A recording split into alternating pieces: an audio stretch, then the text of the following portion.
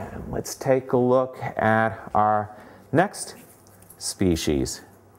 This is medicinal and edible, but through a very funny way. It's called goutweed. And the reason it's called goutweed is because goats love it. So we have chickweed and goutweed. Goats love it, so it was originally called goatweed. And then the name got corrupted to goutweed, and people started using it to treat gout. And in the herbal folklore, this is actually supposed to be helpful for gout. Now, I keep up with all the scientific literature very easy on the internet, and I turn text into speech and listen to it on my iPod while I'm exercising or driving. And I was surprised to find out that people were having success treating gout with high doses of vitamin C. I would love to see a lab study of goutweed and see if it's a good source of vitamin C that's easily absorbable. That might explain how the coincidence of language actually got to something that has some efficacy. Anyway, this has a compound leaf. Leaves get bigger as they evolve to catch more sunlight.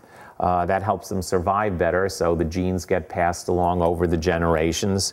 And then they divide into segments, so if there's a storm, it's easier for the air to pass through without tearing off the leaves. So this is divided into 3 segments, and then each segment is divided again into 3, or sometimes only into 2. So the evolution could continue if it's more beneficial for all the leaves to divide into 3.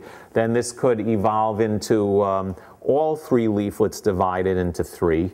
If not, I'll give the garden club their money back in a million years. And it has teeth on the side, serrations, which increases the length of the periphery of the leaf. It has a larger circumference, and that also makes it easier for the wind to pass through. There's more square inches, so there's less force per square inch.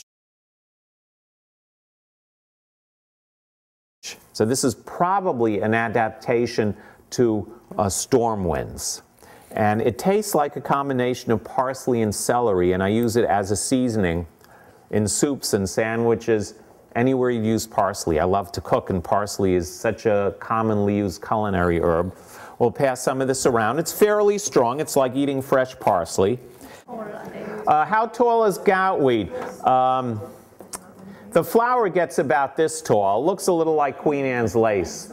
And the foliage is about up to here. And it grows in dense, it spreads by the roots, so it grows in dense stands.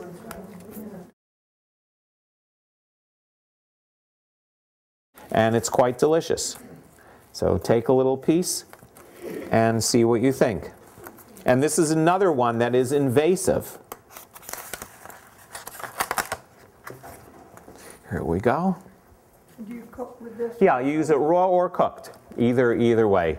If I have some of this dried or fresh and I'm out of parsley, I use this all the time. I actually prefer it to parsley. But it fills the same culinary role. What do you think, those of you who've tried it? Parsley-like flavor.